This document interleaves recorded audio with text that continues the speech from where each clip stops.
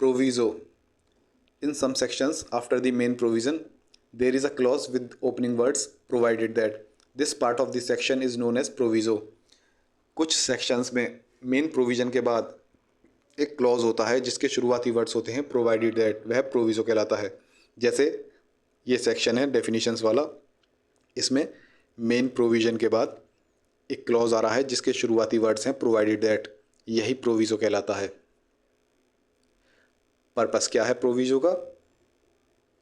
Purpose of proviso, removing और excluding something from this section which otherwise would have been included in this section. कुछ ऐसी चीज़ें हैं जिनको रिमूव किया जा सके, एक्सक्लूड किया जा सके मेन सेक्शन में से। यदि प्रोविजन में डाला जाता तो वह चीज़ें उस सेक्शन में इंक्लूडेड मानी जाती। इस एग्जाम्पल से समझते हैं।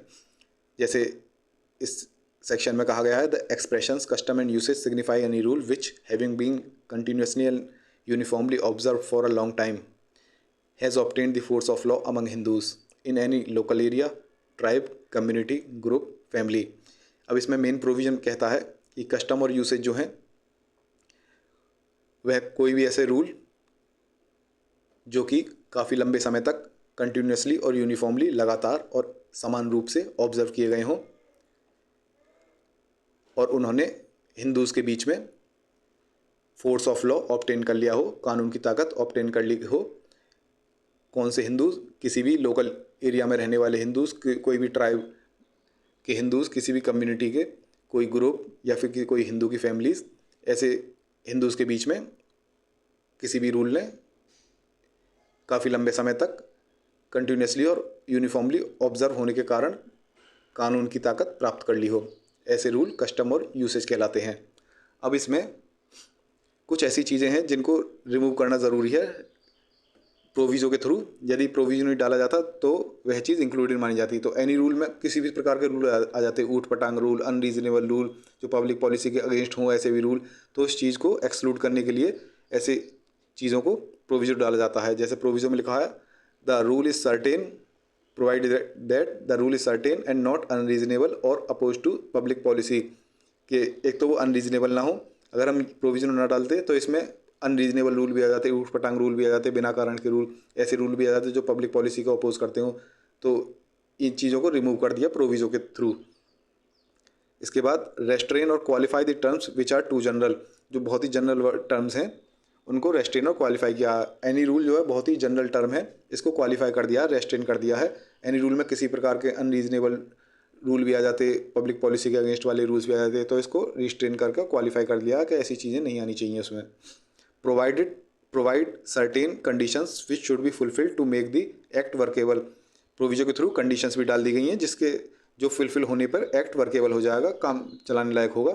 जैसे यहाँ पे डाल दी है कि रूल को जब हम सर्टेन बना देंगे, द रूल इज सर्टेन और अनरीजनेबल भी ना हो, पब्लिक पॉलिसी के अगेंस्ट भी ना हो, तो ऐसे जो है वह वर्किंग कंडीशन में आ जाएगा। यदि वह पब्लिक पॉलिसी के अगेंस्ट होता तो यह कानून जो है नहीं चल पाता, या फिर अनरीजनेबल होता, बिना लॉजिक का होता तो भी नहीं चल पाता, और या फिर सर्टेन नहीं होता, अनसर्टेन होता, कन्फ्यूजन होता, तो ऐसी चीज़ में भी एक्ट वर्केबल नहीं होता। दूसरा पर्पस क्या है? Proviso is normally use to remove special cases from general enactment and provide for such special cases specially. Proviso की ये भी पर्पस है कि यह स्पेशल केसेस हटाता है जनरल इनैक्टमेंट से और उन स्पेशल केसेस के लिए अलग से प्रोवाइड करता है अलग कंडीशन। जैसे यहाँ पे ये फैमिली जो है इस जनरल इनैक्टमेंट से इसको क्या कहते हैं, स्पेशली अलग ले लिया और इसके लिए अलग से कंडीशंस बता दी। अगर नहीं बताते तो ये जनरल में आ जाता, तो फैमिली के लिए अलग से स्पेशली इसको अलग करके इसके लिए अलग कंडीशन बताई। Provided further that in the case of a rule applicable only to a family it has not been discontinued by the family. तो इसके लिए अलग से बता दी कि फैमिली के द्वारा डिसकंटिन्यू ना किया गया हो ऐसा रूल। तो ऐसे रूल के बारे में स्पेशली फैमिली के लिए अलग कंडीशन बताई गई है। स्पेशल केस दे दिया, ऊपर कंडीशंस है यहाँ पर स्पेशल केस। ये ऊपर वाला ये जनरल इनैक्टमेंट हो गया। Main points, when main provision is clear then proviso can not be use to cut it down. यदि मेन प्रोविजन जो है क्लियर हो,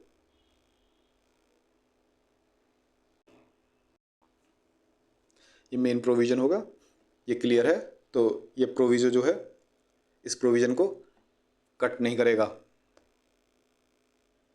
इट कैन नॉट वाइडन और cartel the ambit and scope of enacting section के ambit और scope को ना widen कर सकता, ना कर्टेल कर सकता, ना बढ़ा सकता, ना घटा सकता। It can not be use to import into enacting part something which is not there.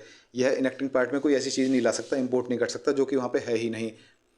Enacting part है, इस इनेक्टिंग पार्ट में कोई ऐसी चीज़ नहीं ला रहा, प्रोविजन जो इसमें है ही नहीं, बस उन चीज़ों को, कुछ चीज़ों को और क्लैरिफाई कर रहा है, कंडीशंस बता रहा है, और कुछ चीज़ों के लिए स्पेशल केसेस के लिए स्पेशली प्रोवाइड कर रहा है कंडीशंस, लेकिन कुछ ऐसी चीज़ इंपोर्ट नहीं कर रहा जो यहाँ पे है ही नहीं। केस लॉ में लिखना हो तो union of India versus Dilip Kumar Singh, इसमें कहा गया था the whole section including the provision is to be read in such a manner that they mutually throw light on each other and result in harmonious construction. इस case में कहा गया था कि पूरे के पूरे सेक्शन को इंक्लूडिंग द प्रोविजो, ये प्रोविजो है, including the proviso is to be read, इस प्रकार पढ़ना चाहिए पूरे सेक्शन को प्रोविजो के सहित कि ये वह एक दूसरे के ऊपर प्रकाश डालें और उनका रिजल्ट जो हो हार्मोनियस कंस्ट्रक्शन, मतलब कि दोनों के बीच में हार्मोनी हो, तालमेल हो, दोनों ही दोनों वैध माने जाएं, कोई भी वॉइड ना हो। अब देख लेते हैं exception. Exceptions are intended to restrain the enacting clause to particular cases. Exceptions जो होते हैं इनका उद्देश्य होता है इनेक्टिंग क्लॉज को पर्टिकुलर केसेस तक रेस्ट्रेन करना। जैसे कि मान लो सेक्शन 300 आईपीसी का यह डील करता है मर्डर के साथ। अब मर्डर हो सकता है किसी आदमी ने दूसरे व्यक्ति को जानबूझकर मारा हो, ठीक है, एक तो ये हो गई। दूसरी कंडीशन हो गई, मान लीजिए सेल्फ डिफेंस में मारा हो। तीसरी मान लो क्या कहते हैं, हो सकता है प्रोवोकेशन में मारा हो, सडन प्रोवोकेशन या ग्रेव प्रोवोकेशन, भड़क के मार दिया हो। तो ऐसी चीज़ों में यह एक्सेप्शन जो है यह रिस्ट्रेन कर देगा मर्डर को कुछ पर्टिकुलर केसेस तक। केवल जब जानबूझकर मारा हो उसी केस तक यह रेस्ट्रेन कर रहा है, सेल्फ डिफेंस और इन चीज़ों को एग्जेम्प्ट कर रहा है, इनको हटा रहा है, नहीं तो सभी चीज़ें मर्डर में आ जाती। तो इस पर्टिकुलर केस तक रिस्ट्रेन किया गया है। It exempt something which would otherwise fall with in the ambit of the main provision. यह कुछ चीज़ों को एग्जेम्प्ट कर रहा है। यदि एक्सेप्शन ना लिखे होते, यदि ये एक्सेप्शन में ना होते तो यह भी इंक्लूड मान लिए जाते मर्डर में। तो मर्डर में एक तो ये हो गया, ये होगा। यदि यहाँ पर ये ना लिखा होता कि एक्सेप्शन कि यह चीज़ एग्जाम ना की गई होती तो यह भी मर्डर में आ जाते। It is a part of the enacting clause. Exception जो है इनेक्टिंग क्लॉज का पार्ट ही होता है। जैसे ये पूरा इनेक्टिंग क्लॉज है, इसका पार्ट है, इसका पार्ट माना जाएगा, इसके अलग नहीं है।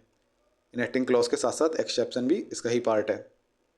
In case of repugnancy between exception and main enactment the latter must be relied upon. हालांकि पार्ट है लेकिन इनके बीच में भी यदि कॉन्फ्लिक्ट हो जाता है ना तो मानी जो है मेन इनेक्टमेंट की जाएगी। अब देखते हैं difference between proviso and exception, ये भी आ जाता है कभी कभी एग्जाम में। हाँ, तो difference between proviso and exception, पहला डिफरेंस है an exception only exempt certain things to fall in the main enactment.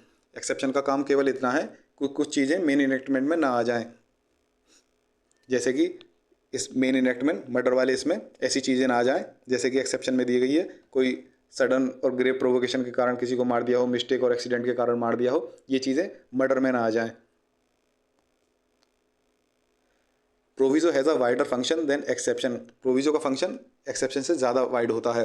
Proviso not only exempt certain cases but also provide mandatory condition और qualification to the enactment. Proviso क्या कर रहा है, ये केवल exempt ही नहीं कर रहा कुछ केसेस को, बल्कि कुछ मैंडेटरी कंडीशंस और क्वालिफिकेशंस भी लगा रहा है मेन इनेक्टमेंट में। जैसे कि हमने यहाँ पे देखा था, ये कंडीशंस लगा रहा था मेन इनेक्टमेंट में। भले ना, बल्कि ये क्या कहते हैं, कुछ एग्जामेशन जैसे कि अनरीजनेबल एनी रूल में नहीं आएंगे, अपोज टू पब्लिक पॉलिसी जो हो ऐसे रूल एनी रूल में नहीं आएंगे। एग्जाम तो कर ही रहा है, साथ में कुछ कंडीशंस भी लगा रहा है कि रूल सर्टेन भी होना चाहिए, नॉट अनरीजनेबल भी होना चाहिए। तो इसका वाइडर फंक्शन है एग्जामेशन के मुकाबले।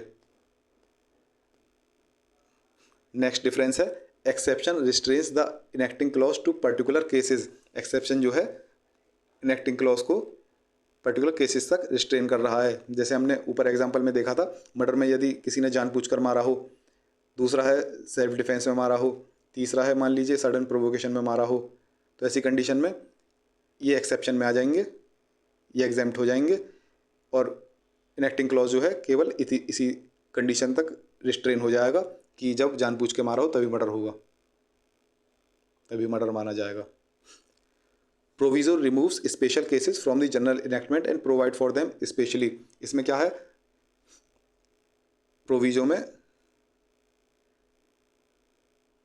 जनरल इनेक्टमेंट से यह फैमिली के लिए जैसे यहाँ पे स्पेशल केस ले लिया अलग से और इसके लिए स्पेशली प्रोवाइड करा जा रहा है। वहाँ पर तो केवल एग्जेम्प्ट करके छोड़ दिया कि बाहर निकाल दो इन्हें, ये वाली कंडीशन जो है इन्हें बाहर निकालो, यह कंसीडर नहीं की जाएंगी। उसमें मान ली उसमें क्या था, उन्हें अलग हटा के स्पेशल केसेस को अलग हटा के उनके लिए स्पेशली प्रोवाइड करा जा रहा था ऊपर प्रोविजो में। नेक्स्ट डिफरेंस है, exception is the part of the main enactment whereas proviso follows the main enactment. Exception जो है यह पार्ट है मेन इनेक्टमेंट का, एक्सेप्शन इसका पार्ट माना जाएगा। और प्रोविजो जो है था ना, ये प्रोविजो यह जो है मेन इनेक्टमेंट को फॉलो करता है। ये इनेक्टमेंट है मेन इनेक्टमेंट, मेन प्रोविजन इसको फॉलो कर रहा है, इसके बाद आ रहा है ये प्रोविजो। एक्सेप्शन जो था वह मेन इनेक्टमेंट का ही पार्ट था। यह हो गया आपके डिफरेंस दोनों के बीच में। नेक्स्ट लेक्चर में सेविंग क्लॉज देखेंगे।